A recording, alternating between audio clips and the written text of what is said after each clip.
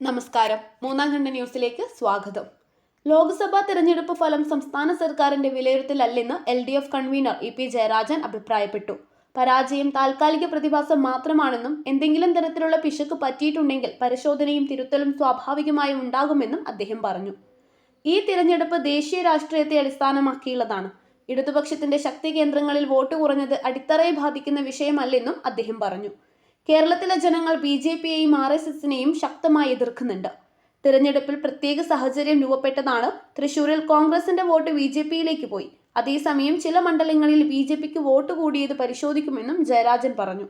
ജാവദേക്കറുമായുള്ള കൂടിക്കാഴ്ച വിവാദം തെരഞ്ഞെടുപ്പിനെ സ്വാധീനിച്ചോ എന്ന മാധ്യമപ്രവർത്തകരുടെ ചോദ്യത്തിന് ഒരു തരത്തിലും പ്രസക്തമല്ലാത്ത ചോദ്യമാണിതെന്നും തനിക്കെതിരെ ചില മാധ്യമങ്ങൾ കള്ളപ്രചാരണം നടത്തുകയാണെന്നുമാണ് EP പ്രതികരിച്ചത്.